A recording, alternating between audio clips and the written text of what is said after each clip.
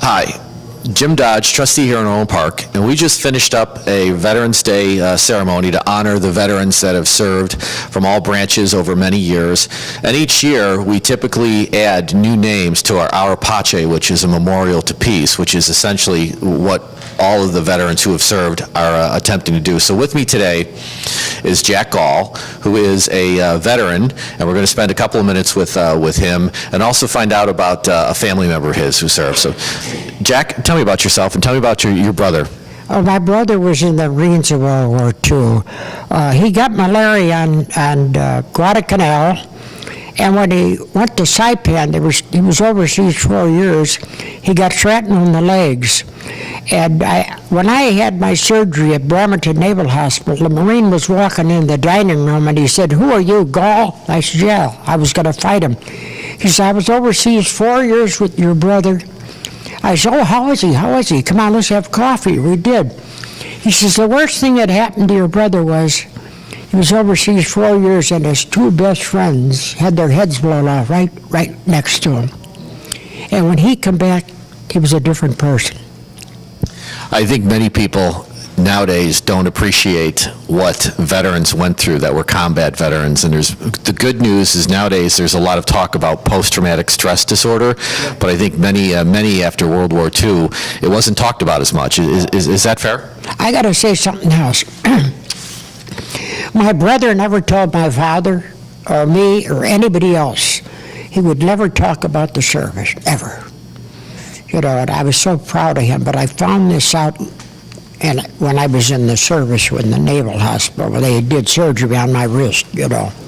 One of the things is I'm enough of a fan of history to know that those were the Pacific Theater, and those two battles were some of the worst that the Marines and the Army and the Navy went through. So it was tough duty that your brother went through. I would never want to be in the Marines. I tried to get in the Marines. They turned me down. I felt so bad because I wanted to be with my brother. When I saw what happened to him in the Marines, I thank God I was in the Navy. I had the best duty. Well, we're going to come to you in a second. So just on behalf of Orland Park and everyone, thank you and your brother for your service over many years. And so it was a great honor to put his name on our Apache. Now let's turn to you. So tell us a little bit about yourself, about your service, and sort of what everybody in America was thinking at the time when you entered the Navy. Well, I went in the service. I was drafted, and people said to me, "Jack, why are you so excited about going to the service?" I told them, if I don't go, and a lot of the young men don't go, who's going to protect their mothers, their fathers, their sisters, their brother, their cousin, their friends? If we stay home, they're going to come over here after us. So I was so happy to go. Tell us what year you went into the Navy. In 43, June 28th, and I was in for 2 years. I come out in 45, June 28th. So not long after all the war officially ended, VJ Day. Yes. Right. So when you were drafted, where did you initially go to training, and then how did you eventually wind up in the Pacific? Well, I thought I was going to Great Lakes, but we ended up at Coeur d'Alene, Idaho, boot camp. A lot of people never heard of it. I didn't either. So hang on, the Navy was training people in Idaho. Yeah. Just check it. And then from there, I went to San Diego and I went aboard my ship. And I got all excited because I thought we're going overseas.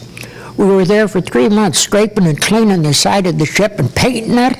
And then finally, I had a nice young man, a colored man, work with me. We were KP. And when we went under the water, I said to the chief, I said, "Where's so-and-so?" He said, they gave him a discharge. I said, "What? He didn't do anything. He was the nicest man I ever met." He said, "No, once they put the ship in the water, he started vomiting. He couldn't stop heaving, so they had to get rid of me. He could never be in the Navy." Really, you couldn't serve in the Navy. Motion sickness, is that? He never stopped. Well, there you go. Then we went overseas. Our ship was bombarded in the Marshall Islands, and when we were out to sea, we hit the Marshalls. These ships were firing at the island, and we thought they were firing at us. But what they did, they circled the thing, and they were going back and forth from 4 sides. And you saw those tracers. And boy, those guys that didn't go to church, they were down on their knees. We were scared to death because they thought they were firing at us, you know. So then when I left there, well, I forget where we were going, it got rough, and I was carrying 50-gallon cans. You got to dump them up the garbage. I was KP. And I lost control and dropped the buckets, and I wound up against the side of the ship. They have these steel rods and the cables. I hit my hand, bent it back. So when I come back to the ship, I told the captain about it, and he says, well, we're going to send you back to the States. Is that when you wound up in the hospital? I ended up in Bremerton Naval Hospital. This is the best part of my duty. I was there 3 months. You know where they sent me next? For a year, recuperating? Sun Valley, Idaho. Really? So it sounds like you had an interesting time in the Navy. Like a cruise, a carnival cruise when I was in the Navy. It was beautiful. Yeah. Well, but it was a combat theater, so everyone appreciates what you did there. Did you have a lot of lifelong friends from your time in the Navy? Yes, but when I always tell people I wasn't a hero, you know what they told me? They made me feel good. Anybody that goes in the service is a hero. Joe knows that. His father was in. But my brother was a big hero. I just, when I came here last week and I saw my brother's name on the memorial, I started walking away. I was crying.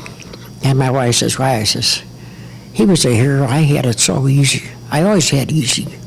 I was a lucky one, like the redhead over there.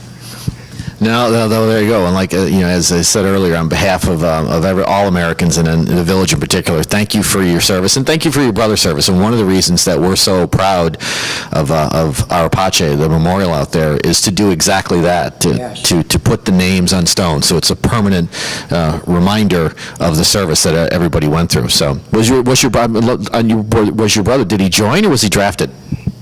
When Pearl Harbor hit, he went right in.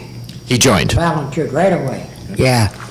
And he was a good-looking guy and handsome and very devoted, And I used to call him, when they had the uniform, they had the, you ever see the dress uniforms? I said, you're a seagoing bellhop. He says, you're full of crap. You're a Sun Valley sailor. Yeah, well, I think you probably had the right to say that. So tell us, when the war was over, so America was obviously very pleased that we won the war because we fought off 2 totalitarian regimes. What was America like, and what did you and your brother do when you both came back from the service? Well, we both sold tickets at the theaters and the ballparks and the racetrack and all that. We belonged to a union. But I'll never forget when I was working the Auditorium Theater, they were recognizing the Vietnam War in Chicago, and they never got their respect. But they were there. The Vietnam vets didn't get the respect. Yeah, okay. They were there a week celebrating downtown, and it was the first time when I worked at the Auditorium Theater on Congress in Michigan. There was no crime there. These guys were walking around with their wives and kids. Nobody did anything. Nobody. But I was so happy to congratulate those guys. No, that's a great memory. So when you came back from the service, I'm sure America was very happy. How did it go for all the GIs coming back from the European Theater Pacific? All right. They had big parades, to end it, and that was it. But the other wars, they didn't do nothing till later. Thank God they did it. Yeah, no, it's both Korea and Vietnam. It took too long to recognize the service. You know what I say to a veteran from those wars? I say, were you in World War II? He looked like, I'm not that damn old. I was in Vietnam. I said, you're just a baby. There you go. Well, you explain that to those veterans. I do that. I get away with it. So one last thing. So is there anything else the village can do to thank our local veterans or to honor our veterans? No, I belong to the Veteran of Foreign War here. Our post and the city of Orland do so much for everybody. I'm so glad to live here. It's so beautiful, what everybody does for the people. Even Joe and Margie. Yeah, even Joe and Margie. I'm sure they'll appreciate that. Well, again, thank you and thank your family and your brother for all the service. And then definitely let us know how we, the village, can continue to thank veterans like yourself. And it was great to see you. Nice to talk to you. Jack, thank you. God bless Thank all you. of you. Thank you. Okay. Thanks so much. That's it.